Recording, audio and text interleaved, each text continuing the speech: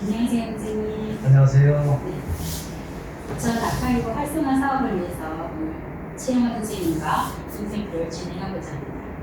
오늘 인터뷰 내용은 작성되고 영상도 촬영하고요. 유튜브에 올려주세요.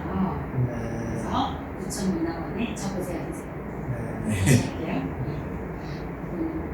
안녕하세요. 안녕하세요. 네. 선생님 반갑습니다. 네, 고맙습니다. 네. 부천 아카이브 활성화 사업을 위해서 오늘 최영화 선생님과 인터뷰를 진행하고자 합니다. 오늘 인터뷰 내용은 영상도 촬영하고요. 유튜브에 올리고 부천문화원의 아카이브 작업으로 활용 예정입니다. 네. 오늘 인터뷰한 내용은 편집되어 일부 내용은 책자에 수록될 수 있고 문화원에서 부천문화원에서 발간되는 책자로 네. 배포될 수 있습니다. 녹음과 영상 촬영에 동의하시죠? 네, 감사합니다. 그럼 모두 동의하신다면 동의하셨으니까 녹음과 영상 촬영을 진행하도록 하겠습니다. 네. 최영화 선생님을 모시고 얘기를 나눌 텐데요. 오늘은 최영화 선생님 네. 생애와 네. 부천의 역사에 대해 듣고자 부천문화원을 모시고 인터뷰를 하게 되었습니다. 네, 귀한 시간을 내주셔서 감사하고요. 간단하게 선생님 소개 부탁드립니다. 네. 고맙습니다. 네, 저는 부천에서 태어나서 아직까지 한 80년 동안은 현재 살고 있는 부천시 신곡동에서 살고 있습니다. 네, 근데 짧은 시간이랄까 긴 시간이랄까 그 기간 동안에 제가 살아남은 기간 동안에 너무 많은 짧은 기간에 변천이 되었다고 해도 과언이 아니라고 저는 생각하고 있습니다.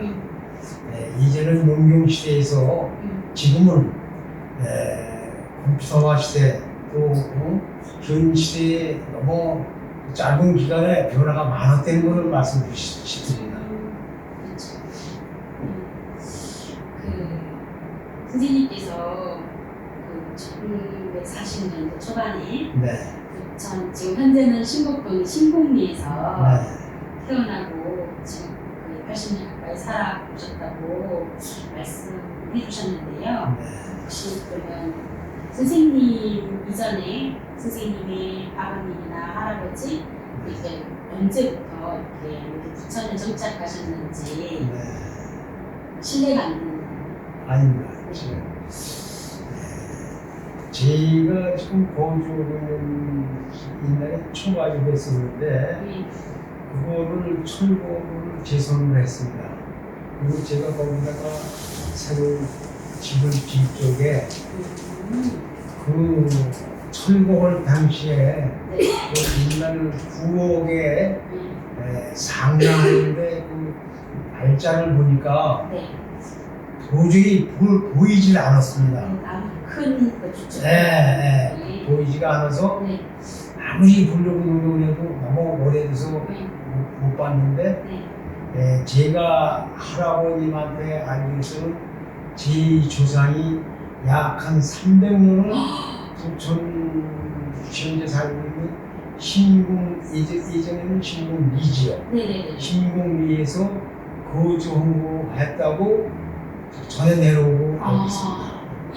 300년이면 30세대가 넘는 30대가 넘게 그렇죠. 살아오셨네요. 대단하시네요. 그 당시에 가옥수가 약한 한 우리 동네 이름이 이 이름으로다 깊은부지인데 깊은부지? 네, 깊은부지. 깊은부지. 네, 가옥수로는 약 한 100집이 못됐습니다. 그래서 큰 거죠. 100집. 아유, 그렇죠. 옛날에 100집. 네, 근데 그러니까 지형도로는 버스 정류장 한 몇 개 정도의 거리에 여기서부터 아래까지가 운말서부터 아랫말까지 그 거리에 한 70, 80집 이렇게 거주고 있었어요. 지역이 넓은데 지형지형 뜬금뜬금 있었대요. 인치페이지입니다. 그러면 그 하여튼 300년 이전, 300년 전, 현 시점에서 300년 전에 그렇죠. 전부터 여기서 예. 부천에서 예. 그렇게 하고 계시는 예. 분이셨고 예. 조상부터 그렇게 하셨어요. 예. 그리고 그렇게 이제 올해 어떻게 보면 선생님의 역사, 가족의 역사를 부천시랑 함께 3년을 하셨는 건데 선생님 어렸을 때 신곡리 네. 잘하시는 거 계속 흔하지 않고 그렇죠. 사시잖아요. 그러면 그 신곡리에 대한 어떤 기억, 어렸을 때 기억, 특별히 뭐 학교 생활이 네. 어땠는지 생각나는 거, 어렸을 때 기억. 그 당시에 이 국민학교죠. 네, 맞아요. 예, 지금은 초등학교지만도 국민학교 다닐 적에 가방이 없고 보자기에다가 교과서 산수 그거 그 보자기에 싸가지고 도시락 거기다가 같이 싸가지고 가면 도시락에서 그 반찬이 국물이 흘러서 책에 묻은 건 다반사고 역시 선생님도 역시 보자기에다가 교과서를 귀찮아가지고 다니는 생각. 선생님도 교과서. 그리고 초등학교 6학년 때 앨범 사진이 네. 6.25 때 학교 중축인가 이게 중축할 쪽에 미국서 오는 원조 자재를 건축 자재를 며 나르는 거를 찍어가지고서 앨범에다 수록한 기억. 또 수학 여행을 가는데 모처럼 서울 원남동에 있는 창경으로 가는데 교통편이 없어서 추록을 타고 추록에다가 그 줄을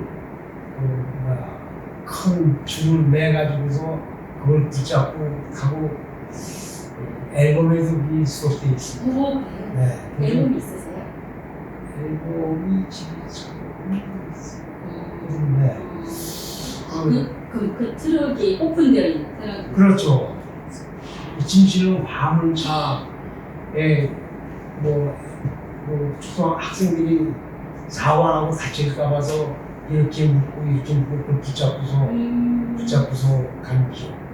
근데 제가 알기로는 그 추억이 우리나라 국산 추억이 아니라 일본서 중고품 추억으로 알고 있습니다. 아, 일본. 네. 그러면 선생님 집안들이 행복하셨나요? 아니죠. 그런 거 학교에서 아니고? 온 거. 학교에서 한 거예요? 학교에서 찍은 거.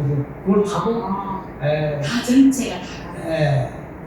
다가 아니라 6학년 6학년. 졸업 기념으로다가 졸업 기념일에다가 네. 서울의 원남동에 있었던 창경원이죠. 지금 창경원 딴 데로 갔지만 원남동에 그 기억이 나고 또 6학년 담임 선생님이 얼마나 유명하신지 부천에 거주하면서 학교를 다닌 사람들이 누구네 집에 형님, 동생, 아우를 전부 배출을 시켰기 때문에 왜 너희 형은 공부를 잘했는데 너는 왜 못했냐? 너희 누님은 공부를 잘했었는데 너는 누님을 닮지 못하고 공부를 못하니? 그런 지도하에서 교육을 받고 정말 초등학교를 다녔습니다. 너무 선생님이 유명하셔서 우리 선배님들도 많이 배출을 했고 우리 후배들도 많이 배출을 선생님 이름이 작곡하셨지만요 김현수 선생님이십니다. 그 선생님 중간까지 기억하시죠? 하도 선생님도 생활에 빈곤하셔서 선생님이 결혼하실 적에 시집 오실 적에 혼수해온 치마 조거리를 팔려고 인천에 가셔서 팔고 오시다가 교통사고가 선생님이 나셔서 다리를 몹시 다치셔서 평생을 우리가 이렇게 지내셨습니다. 그 기억을 이렇게 오랜부신하고 참 선생님다운 선생님이었습니다. 교육자, 진짜 교육자 선생님인데 그랬습니다. 너무 이렇게 그게 되게 인상이 깊으셨었나 봐요. 다 네, 아주 일단 그 부천서 태어난 그 가족들이랄까 식구를 대략 헤아릴 수 있게끔 누구네 집 동생이 누구고 네 형이 누구를 전부 배출을 많이 시켜서 졸업을 많이 시켜서 그 선생님은 아주 그 삐뚤고 참 아주 그 부천의 진짜 이 역사랄까 그 선생님이 꼭 교육자의 아주 필요한 교육자라고 말씀드릴 수 있습니다. 자 보셨죠? 회갑도 자 우리가 회갑을 해드려야 됩니다. 또 선배 되시는 분이 아니라 우리가 회갑을 해드려야 된다. 그런 잔치를 해서 거대하게 회갑을 마치게 됐습니다. 요즘에는 있을 수가 없는 그렇죠. 그런 일들. 완전 지역이 좁고 뭐 정말 다 아는 사이고 다뭐 저 동네 이 동네 있는 사람들도 서로가 왕래를 서로하고 만나면 반갑고 뭐 길에서 만나거나 그러면 서로다가 인사는 물론 한 살이나 두 살이 많다고 해서 형님 아우 서로 이렇게 인간성다운 친밀감이 참 두터웠었죠. 그때 비하면 지금은 그렇죠. 지금 저도 보여주고 있지만 우리 동네 원주민은 뭐 하루에 뭐 한두 명 만날까 말까 할 정도로다가 그러면 거의 선생님 주변에도 기존에 쭉 살고 계시던 분들이 별로 없다는. 그렇죠. 그리고 있다고 해도 후손들도 바빠서 이렇게 뭐 각 직장 자기 하고 싶은 일에 못 들어오다 보니까 시간적 여유가 없어서 그런지 또 외지로 많이 또 나가서 사시는 분들 또 잡고 오시고 안 계신 분들 그래서 원주민은 다 잡고 오시고 그러셔서 별로 윗가고 안 남은 정도예요.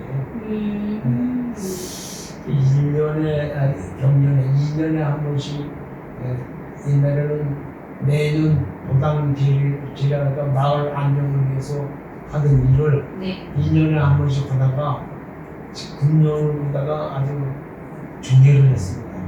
왜? 없어졌습니다. 2023년도에. 왜? 23년도는 했고 다음서부터는 중계를 쳤습니다. 참여하는 사람이 없고 거기에 대해서 쉬운 시대에서 맞지 않는다 해가지고서 그걸 참여하지 않고 자문한도 없고 물론 시에서 공부도 많이 해주셨지만 그거 가지고 못해서 참여의식이 많아야 되는데 참여의식이 없어서 준비를 줬습니다. 선생님이 어렸을 때나 지금까지 도당제 하실 때 계속 참여를 하셨습니다. 그렇죠. 처음 어렸을 때 하고 선생님이 어른이 되신 처음에는 동네분 할아버지 되시는 분들은 전부 갓 쓰고 두루마기 입고 참여하셨고 참 깨끗하게 오고 목욕 재배는 물론이거니와 아주 항상 정갈하게 하시고서 지를 지었죠. 그것도 하루 하는 게 아니라 이틀씩 했었어요. 이틀씩. 그럼 동네 잔치. 잔치가 아니라 축제죠. 축제. 대동제처럼. 그렇죠. 아주 정말 동네 잔치면서 축제죠. 왜 건강과 건강과 동네 주민의 번영을 위해서. 그러니까 참 아주 뭐 음식이라든가 뭐 전부 다 풍요롭게 깨끗하게 해서 정말 그때 뒤를 지는 기억이 참여했었죠. 어쩔 수 없어요. 뭐 지금 현 사회는 맞지가 않아요. 그래도 대부분 다른 지역 같은 경우는요, 그 지역의 어떤 특색이나 이런 데 저렇게 도감지처럼 이렇게 찔리고 전수하고 하는데 학교 그게 안 됐어요. 그렇죠.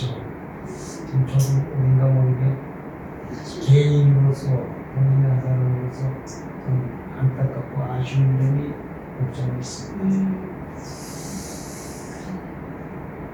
저도 듣다 보니까 정말 열심히 그런 걸 지켜가야지 되는 것들을 부천에서만 볼 수 있는 것들인데 그래서 혹시 지금 대승제까지 말씀을 해주셨는데 그 이후에 어렸을 때 이후에 청년기 이제 결혼 전으로 해서 이제 지금 신곡리에서 지내는 얘기나 아니면 또 지금 선생님께서는 복숭아 사업을 하고 계시잖아요. 그래서 그 이전에 복숭아 사업 하기 이전에 그런 부분들 생업에 대한 얘기 이런 부분들 간단하게 해주실 수 있으실까요? 제가 기억나기로서는 복숭아 농사를 지을 때인데 좀 제가 어렸을 때입니다. 미국에서 복숭아 농사 짓는 사람들한테 농약이 나왔습니다. 농약이 나왔는데 농약이 포장 단위가 20다 정도 되는 철제 통에다가 군청인가 군청을 통해서 제 이장님 앞으로 나왔는데 농민들한테 논았으라고. 근데 라벨에 전부 영문으로 돼 있기 때문에 그걸 알 수가 없었습니다. 그래서 이걸 어떻게 하면 좋은가? 농약은 있는데 사용을 못합니다. 근데 유일하게도 우리 마을에 아주 학교를 서울대학 다니신 분이 그 당시에도 있어서 그 양반이 초청을 하다가 보니까 그 양반이 보고서 그 라벨을 보고서 사용 방법을 자세히 가르쳐 주는데 동네 사람들이 그 농사 짓는 분들은 전부 모였습니다. 그래서 그 양반 입에서 무슨 말이 나오고 무슨 좋은 사용 방법을 알기 위해서 경청을 한 기억이 나는데 이거를 사용할 때는 뭐 마스크를 꼭 필히 쓰시고 양용을 쓰시고 피부에 닿지 않게 고쳐야 된다는 걸 쭉 얘기를 해주는데 용법이라든가 용량이라든가 철저하게 지키라고 그렇게 얘기하는 소리를 들었습니다. 그 이장님의 아들이었었습니다. 아들분인데 그 양반이 지금 살아계시는 100세 이상이 됐었어요. 돌아가셨죠. 그런 양반이 있었기에 제가 어려서 나도 어른들 품에 끼어서 보았고 지금 생각을 해보면 기억이 나네요. 선생님 우선이 되게 소문 같아졌어요. 옛날 생각하셔서 그러신 거예요. 근데 여기 들으면서 뭐 다른구나 하는 일이지만도 그 당시는 철없이 그냥 뭐 부실치기, 따뜻치 그냥 겨울이면 썰매 타서 옷 젖혀서 부모님한테 뿌린 듯한 얘기 그걸 후중 들을까봐 그걸 말린다고 옷 젖은 걸 말린다가 태워서 또 야단 맞은 생각 그게 너무 더 혼난 일이네. 저는 이런 시간에 이런 얘기를 하는 자체가 참 감회가 깊습니다. 기구장이셨네요, 선생님. 그러면 조금 전에 복숭아 농원 사업을 17년부터 17년 60년 후반년부터 하셨다고 하셨는데 그 농원 사업을 하게 된 이유가 있어요. 언제 한번 제가 군대를 제대하고 났는데 부친께서 하시는 말씀이 이 농원을 경영하는 것이 어떠냐 그러면서 앞으로 이거를 후계자를 할까 과업을 이어받았으면 좋겠다는 부모님의 말씀이 있었습니다. 그래서 제가 그냥 부모님이 시키는 대로 했을까 이런 생각이 들고 현재까지 그런 취지에서 하게 된 동기가 거기 있습니다. 이제 맞이어서 하시게 된 네, 제가 장남으로서 과학 지금 생각을 해보면 부처님께서 이것을 승계하려는 그런 취지가 아니었었나 그런 생각이 나이를 먹다 보니까 제가 세워주시다 보니까 그런 기억이 나고 아버님이 부르셔서 저한테 이런 말씀을 하셨구나 이런 생각이 있습니다. 그랬구나. 그 복숭아 농원 사업을 아버님한테 물려받아서 하시면서 혹시 기억에 남는 저는 이제 되게 좀 선생님이 대단하게 생각되는 게 부천에서 복사꽃 축제라고 해서 이제 복숭아가 굉장히 많았던 것 같아요. 네. 근데 이제 그 복숭아 농원을 찾기가 거의 인천은 못 본 거예요. 찾아봤더니 두세 군데 있어요. 그 중에 하나가 이제 선생님의 농원인데 그 농원 사업을 어떻게 잘 가업을 맞추고 아버님을 주셔서 그게 어떻게 꾸려오시고 지금까지 계속 유지하고 계신 건지 그래서 처음에는 부천시 도시계획 보기 전에는 좀 생산량이 많았었습니다.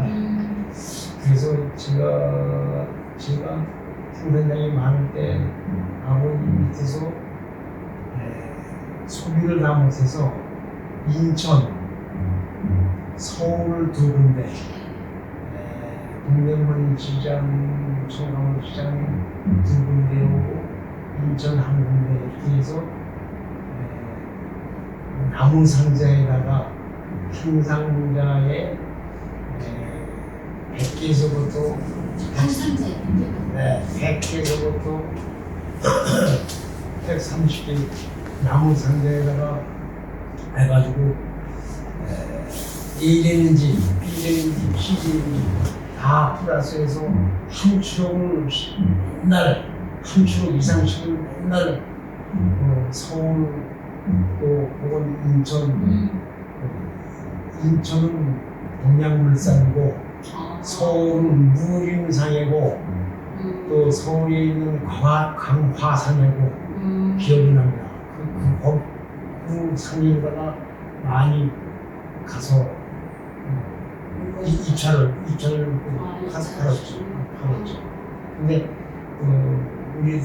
우리 마을에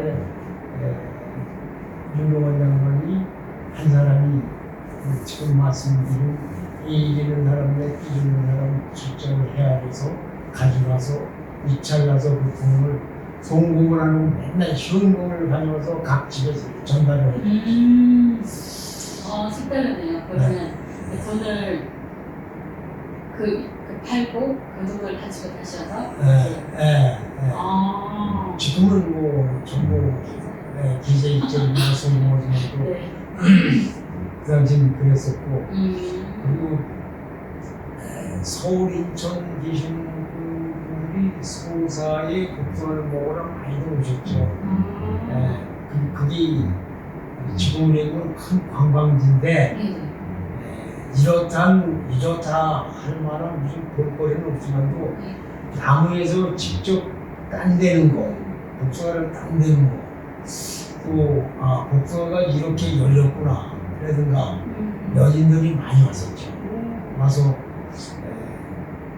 관람도 오고 복숭아. 시식도 오고 또 구입도 해가지고 개인적으로 가는 거 구입하는 거야 몇 개 안 되죠. 먹고 가고 바람 쐬고 그랬었죠. 와봐야 뭐 특별히 뭐 휴식 공간이라는 건 없고 그냥 복숭아 나무 밑에서 이 간단한 신문지 정도 깔고서 와서 부는 거 그런 기분이 들어요. 네, 그런데 부시계 이후로다가 복숭아 나무가 많이 심지어 봐서 그렇지만 없어져서 옛날엔 정말 그 신곡동 일부, 송내동 일부 전체가 엄청 크게 경인도 주변에는 전부 복숭아 꽃이 진짜 만발하고 정말 부화가 만발했었죠. 지나가는 사람들 창가에서 뭐 시장에서나 버스에서 보면 참 화려하고 만개했을 때 4월 20일 되면 항상 만개합니다. 그래서 그때는 진짜 볼만했었었는데 요즘에는 아쉽게도 도시계획에 의해서 뭐 가옥으로 가옥으로 치러져 있지만도 아파트 주택을 그때는 좀 볼만했었습니다. 그래도 얼굴이 되게 행복해 보여서 옛날 생각하셔서 그러신 건지 복숭아 농원 군대 갔다 오시고 나서 하셨다. 네? 그러셨잖아요. 근데 혹시 복숭아 농원 사업 이외에 다른 일을 하시는지 경험 있으실까요? 도시계획에 의해서 뭐 농원이 많이 축소됐지만 나머지가 지금 현재 가지고 있는 게 한 100분은 못 됩니다. 한 70분 정도를 가지고 있는데 그거 가지고서는 도저히 생기기가 어려워서 제가 유한양형을 입사를 했습니다. 유한양형을 입사를 해서 1970년대에 입사를 해서 1998년 약 한 18년간 유한양에서 근무하다가 정년퇴임을 했죠. 그래서 그리면서도 얼마 안 되지만도 꾸준하게 가지고 있다는 것이 저로서도 좀 마음적으로 본인 자체도 뿌듯하다 할까. 주위에 없는 거를 내가 혼내는 자체가 또 주위에 있는 사람들이 도시 내에 복숭아 나무가 있다는 것이 참 대견스럽다.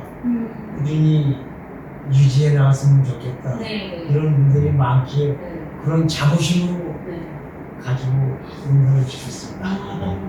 저도 한번 가도 돼요? 내년에? 또 이 자리를 빌어서 말씀드리는데 부천시에서 농자재를 많이 지원을 해주시고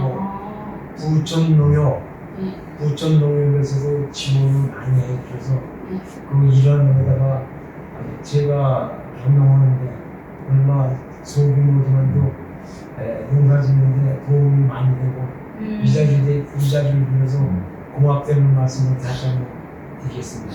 부천시에서 많이 도와주셔서 감사하고 지원을 많이 혹시 그러니까 유한양이 어쨌든 다른 회사를 다니잖아요. 그래서 농사도 짓고 회사도 다니고 그러셨을 때 어떤 힘든 부분이나 아니면 인상 깊었던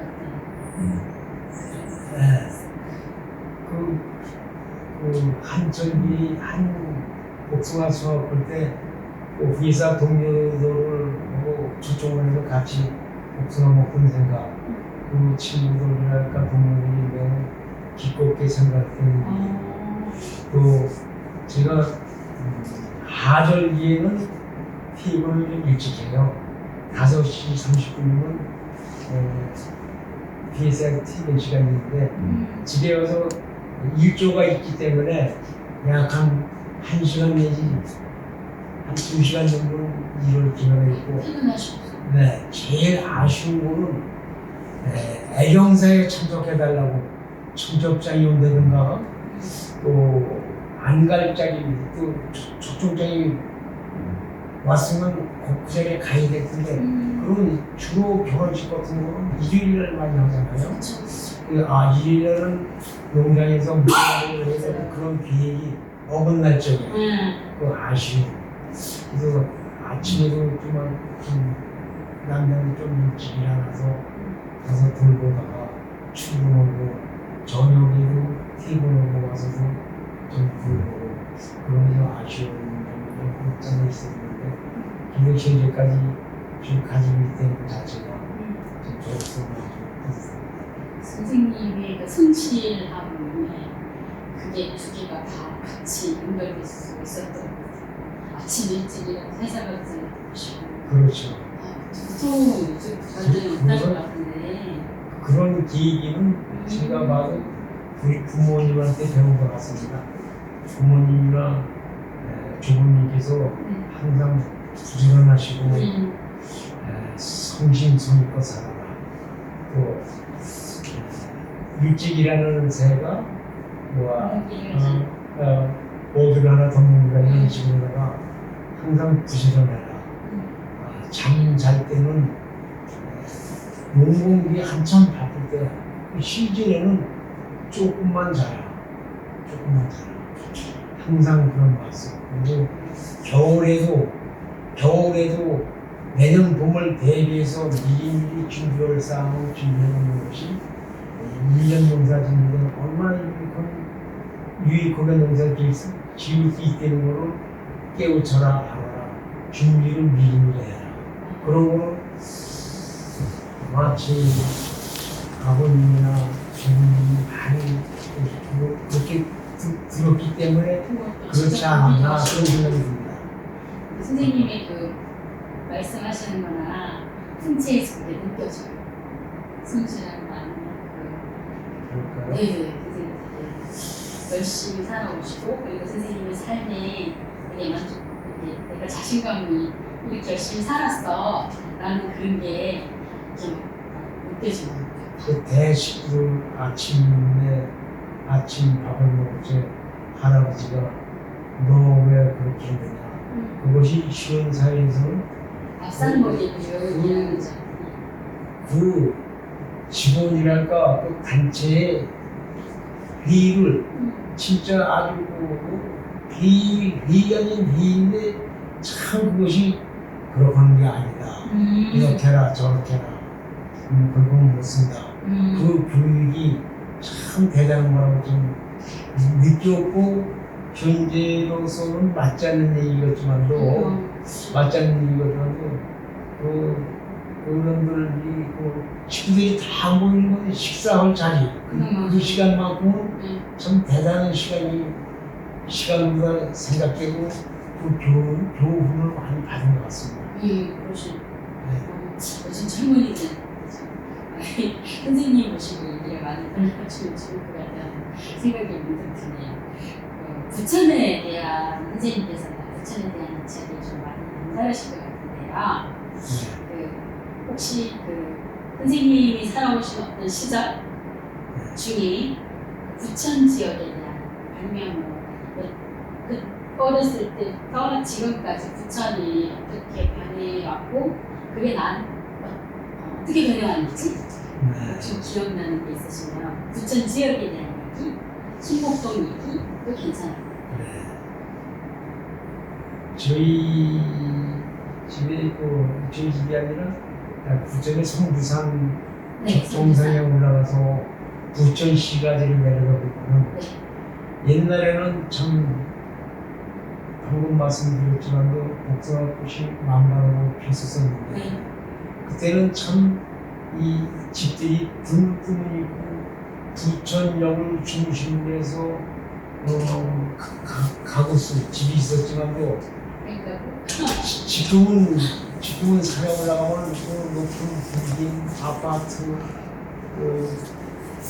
중동의 신시가지 그 아파트로 너무너무 짧은 시간이라니까 그 기간 안에 비를 쳐놓는 걸 보니까 참 대한민국도 많이 변해갖고 많이 변했구나 느껴집니다.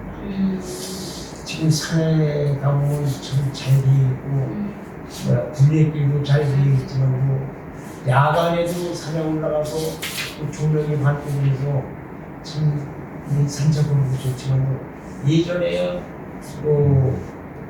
인조가 짧을 때는 더운 같은 때는 6시만 되면 꼼짝 못하고 산이 무시 산이에요. 빛 보장 도로에다가 그러다가 지금은 어디에 가든지 정복장이 되어 있고 참 변천된 게 참 많습니다. 선생님 아까 그 어린 시절 말씀하시면서 썰매도 탔다고 하셨는데 네. 그 썰매는 그 순복동 어느 저희 마을 앞에도 다 모여 있었었는데 예. 부천역 기준으로 부천역은 정명고등학교 밑으로 그쪽에 다 경인국도 썰매 탈 수 있고 경인국도 밑으로 썰매 타는 썰매장이 아니라 농사짓는 눈 벼나무인데 거기다가 늦가을에 물을 잔뜩 잡아놨습니다. 왜? 추운 겨울에 얼으라고. 얼면은 부잣집 있는 사람들은 스케이트를 가져나고. 근데 우리 동네에 한 집만 스케이트 사는 분이 있었어요. 그리고 나머지 전부 썰매를 만드는데 만들 재료가 없기 때문에 열쇠 공장에서 열쇠 만들고 나머지 버리는 거랄까 쓰지 못할 걸 주워다가 썰매 만드는 생각 또 만들다가 잘못해서 손 다쳐서 또 피를 흘리는 생각 선생님이 직접 만드신 거예요? 그렇죠. 그래서 그 생각 하여간 썰매 타다가 그냥 이 날씨가 따뜻해지면 물이 녹지 않습니까? 녹으면 빠져. 이렇게 빠져가지고 옷 버리는 생각 참 감회가 깊습니다.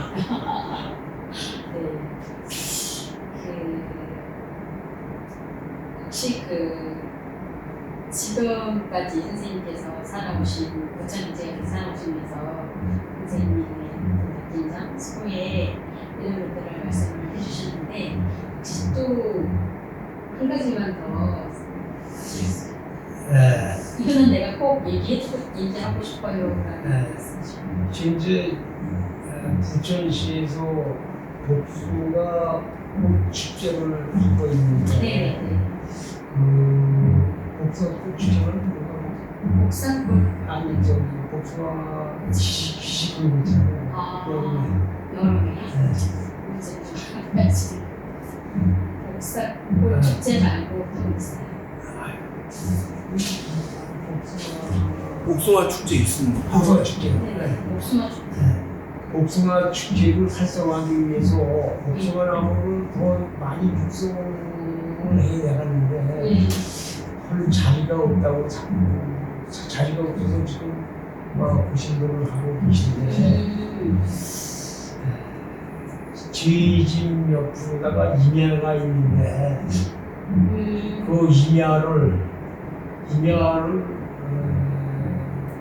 부천시 차원에서 농지를 바꾸어서 좀 거기다가 활성화시키고 복숭아 심을 자리 부지를 마련했으면 제 생각에서는 명맥을 누려고 제가 어린 잡아서 한 2~3천 평은 될 것 같습니다. 한 3천 평 정도는 가능할 것 같습니다. 그래서 그거를 시청에서 좀 활성화해가지고서 그래서 복숭아나무 식수를 심고서 거기서 축제를 하면 적합하지 않을까. 구조지 차원에서 개인적으로 할 수 있는. 네. 아무래도 제가 이 질문을 하려고 했었거든요. 혹시 나누고 싶은 이야기가 있나? 그때 담임 선생님께서는 이 복숭아 이게 농장도 줄어들고 이 축제 자체가 자꾸 작아지고 네. 그러니까 이런 부분이 너무 안타깝다고 좀 활성화시켰으면 좋겠다 라는 얘기를 해주시는 거예요. 저는 지어제 가지고 있는 복숭아 농장을 그거를 이용해서 그 앞으로 충분하다고 가능해요. 저도 저희 것도 물론 들어갈 곳이 있는 거고 거기를 2년 대 2년을 충분히 그런 장본이 있어요. 충분히 그렇게 있어요. 아무래도 복사골이라는 이름도 있고 복사골 자체가 복숭아에서 그렇죠. 아니 근데 지금 이제 우리 대한민국의 지방에서도 무슨 축제다, 뭐 나비 축제, 무슨 뭐 축제가 좀 많습니까? 부천도자기 축제.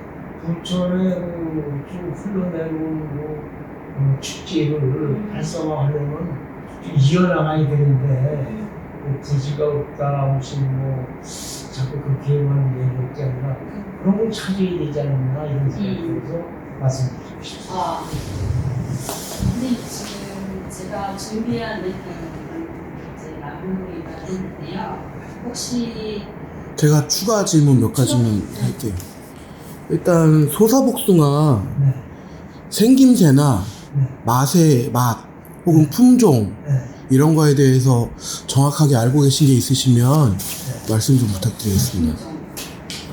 지금 이제 제가 알기로는 부천의 복숭아 시발점이 일본 사람들이 이거를 시작을 했는데 이 특성상, 그 지형상, 그 토질상 부천이 제일 적합하다고 그네들이 부천 신복군 일부를 전부 송해동 신복군 일부를 심었었는데 쉽게 됐었는데 현재는요 그 장원 이천 그쪽에서 많이 저도 거기서 의뢰를 갖다 심는데 품종이 100품종이 넘어요 지금 복숭아. 근데 옛날 품종은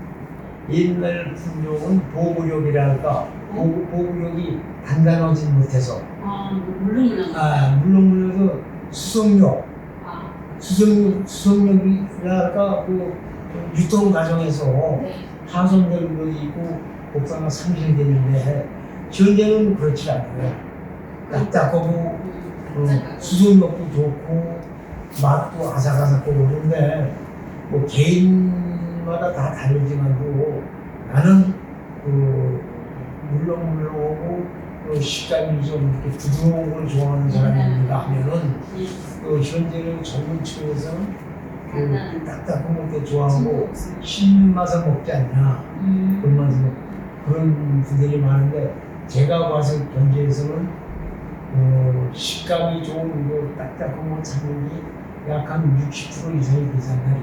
있습니다. 근데 현재 지금 복숭아 지금 품종을 말씀하셨는데 품종은 여러 가지 한 100가지가 넘는다고 말씀드렸지만 제가 알기로서는 근데 이 품종은 자꾸 신품종이 계속 나오는데 그 신품종들이 참 좋아요.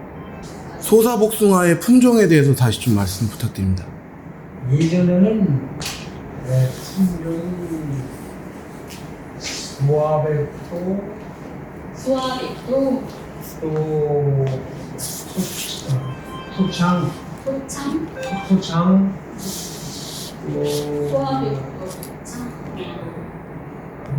그런 것들이 있어요. 노여. 옛날 품종에서는 그런 것인데 품종이 좀 맛도 좀 떨어지고 또 수성력도 약하고 또 병충해도 좀 강하고 약하고 그래서 그런 분명히 있었는데 현재로서는 좀 복숭아가 수성력도 강하고 좋고 돈만 오는데 뭐 지장이 좋고 파손이 안 나고 그 맛도 좀 당도도 좀 높고 요즘에는 즐겨 찾는 것이 좀 이렇게 딱딱하다 할까 이런 것을 젊은 층에서 많이 찾고 있습니다. 선생님 근데 아까 그 소화 복숭아 말씀하셨잖아요.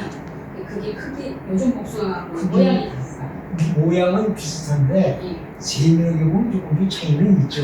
근데 색깔이랑 크기 크기가 크기는 비슷해요? 지금이 좀 더 크지 않나 보죠. 좀 더 크고. 그때는 좀 저도 어렸을 때 약간, 복숭아 먹었을 때 요만했던 거 약간 작고 지금이 대부분이 훨씬 더 커지고 크죠. 색깔은요? 네? 색깔은요? 색깔은 지금 것이 더 좋아요. 그러니까 뭐 노란지 뭐 약간 붉은색을 띠죠. 분홍색? 네, 분홍색을 붉은색. 띠고. 그러니까 요즘 것보다 옛날 게 좀 더 분홍색이었나요? 아니요. 옛날 거는 네. 색깔이 지금 거에 비하면 아주 좀 좋지 않았어요. 저죠.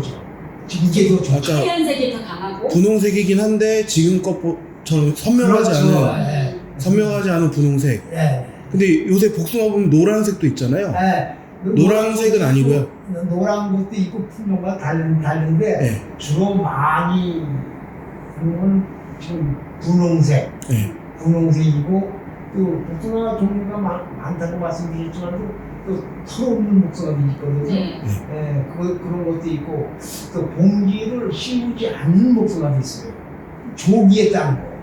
조기에 수확하는 건 조생종. 복숭아를 씌우지 않죠. 종이 봉지. 그게 조생종이에요. 일찍 그래도 요새는 맛이 대부분 맛있는데 네. 그래도 과거에 소사복숭아가 제일 맛있었던 거 아니에요? 네. 복숭아가 부천에 부천이 아니라 우리나라에 유일하게 교과서에 실렸었잖아요. 소사 복숭아라고. 네.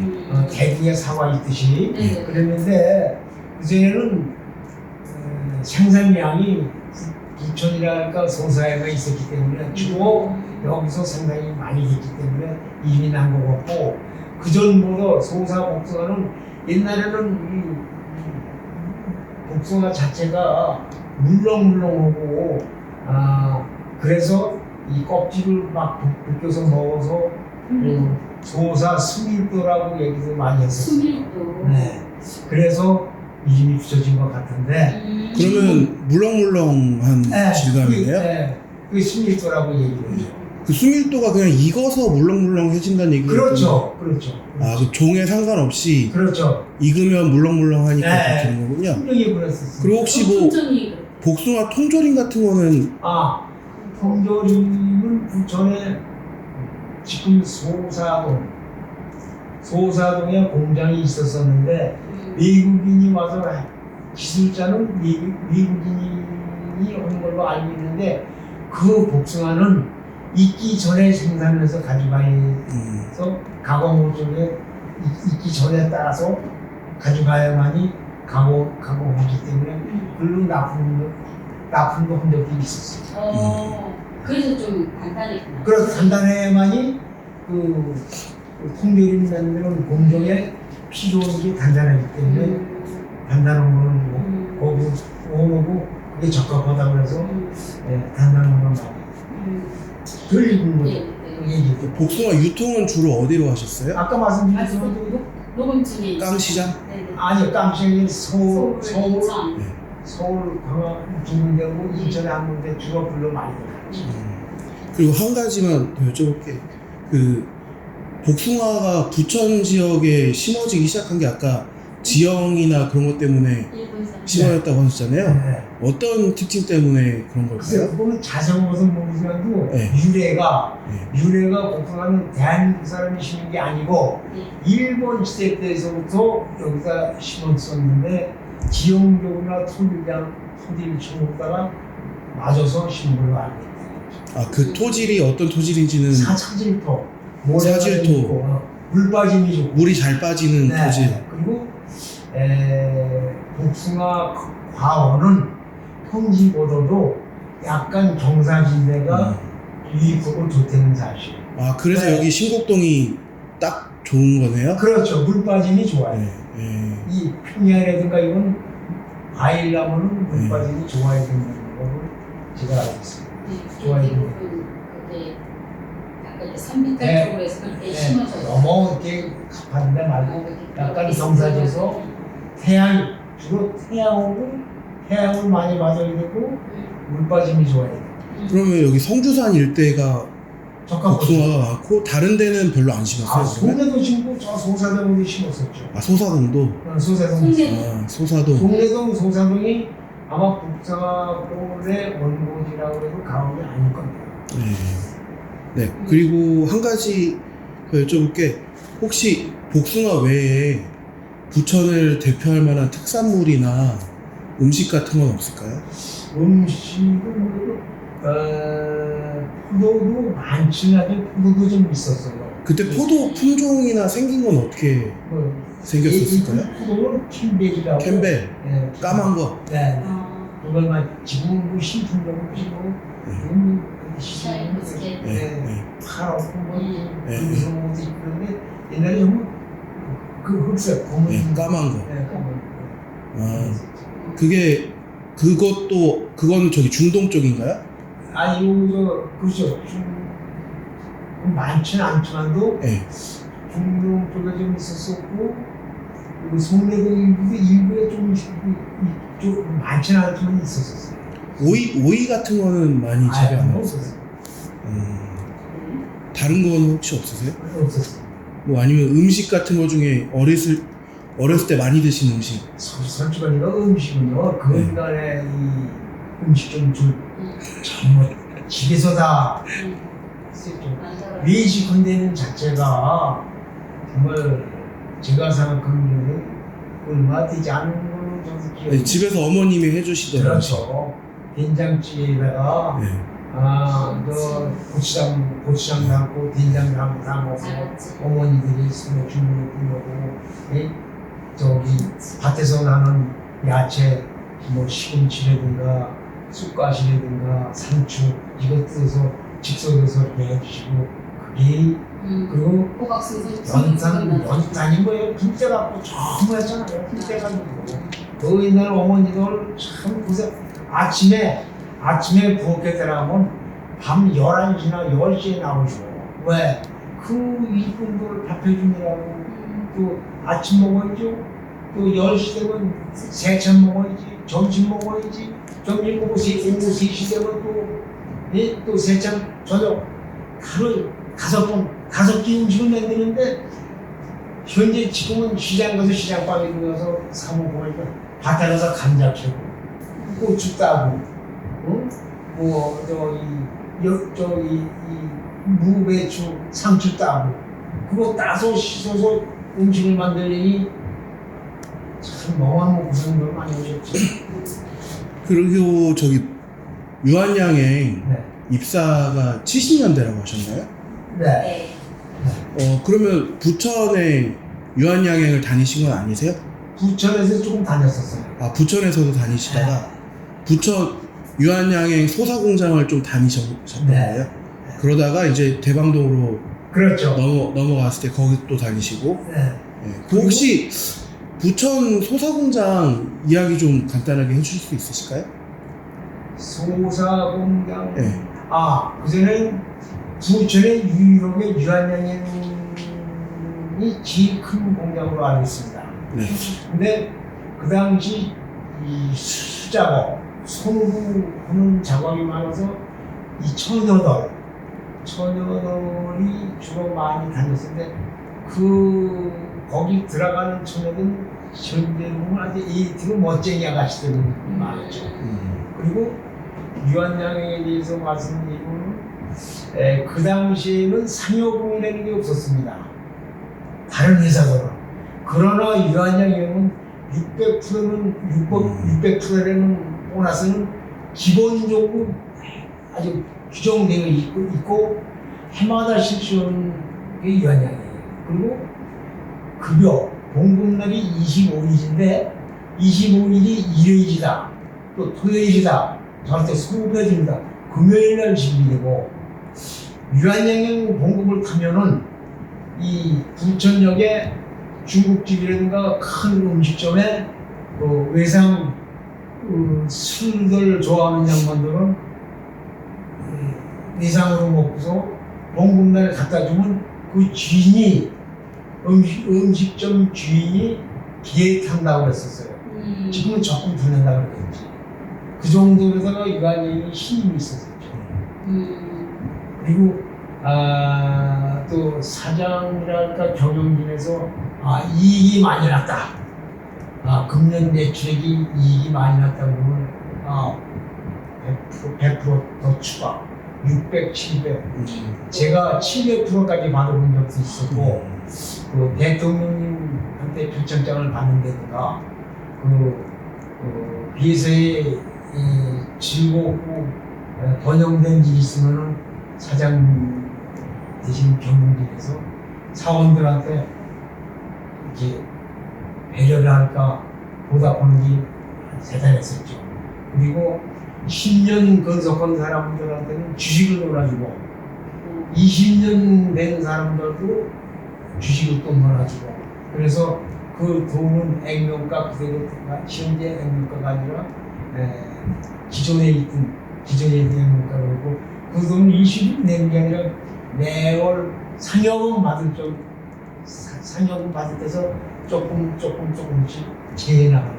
그래서 유한양행 저기 근무하는 사원들은 전부 다가 사원이면서 주식을 가지고 있죠. 왜? 주인 의식을 가지고. 선생님도 주식 혹시 받으셨어요? 네, 좀 가지고 있다가 네. 그쪽에 자기 문화에서 처음 됐어요. 사진 같은 거 안 나오면 있으세요? 사진? 사진.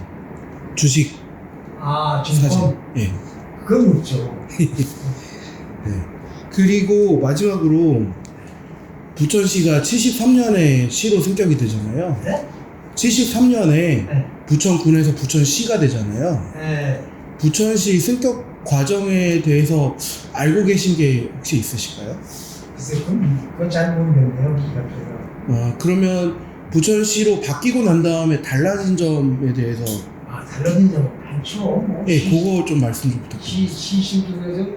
시 승격되고 나서부터 정말 우리가 한꺼번에 좋아진 게 아니라 그냥 몇 년에 걸쳐서 도로라든가 우리 주민들이 아주 편안하죠. 아주 모든 면에 대해서 편안하죠. 교통관계라든가 또 이 도로는 물론이거니와 참 모든 옛날에는 시장에 가서 물건 사고 그랬으면 동네 마트라든가 있어서 너무 편하고 좋죠. 이건 한두 가지가 아니죠. 공예 그시만도 이제 아까도 말씀드리지만 성주산 같은 데는 둘레길이 생겨서 야간에도 시간이 있고 본인이 안 가서 그렇지 시간만 있으면 산책로 좋고 예전에 기억은 정말 딴 세상이랄까 딴 세계에서 산 것 같죠. 정말 대통령이 말씀을 좀 하시고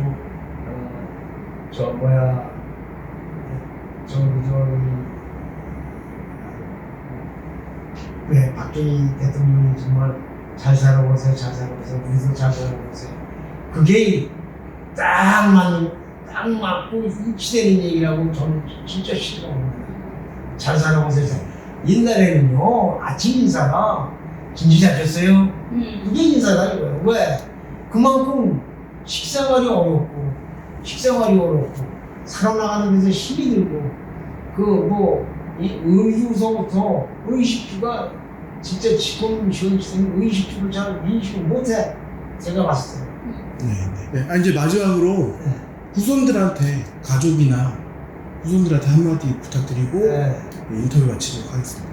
부천시를 위해서 복숭아 얘기를 많이 했지만 복숭아 축제를 활성화를 했으면 후손들한테도 부천에는 복숭아의 고장이로구나 그런 홍보를 할까 그걸 기승했으면 참 좋겠습니다. 네, 그럼 이제 마지막 멘트 하시고 네. 마치겠습니다. 현재 부천에서 푸른눈 복숭아 하고 계시는 최명화 대표님 모시고 인터뷰를 하였습니다. 이상으로 인터뷰를 마치도록 하겠습니다.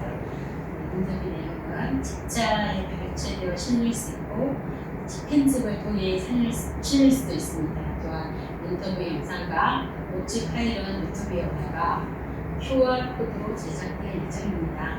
이 사실에 동의 한 번 더 부탁드리겠습니다. 네, 알겠습니다. 고맙습니다. 오랜 시간 혹시 또 하실 말씀? 네, 제가 여러 번 이야기를 했지만도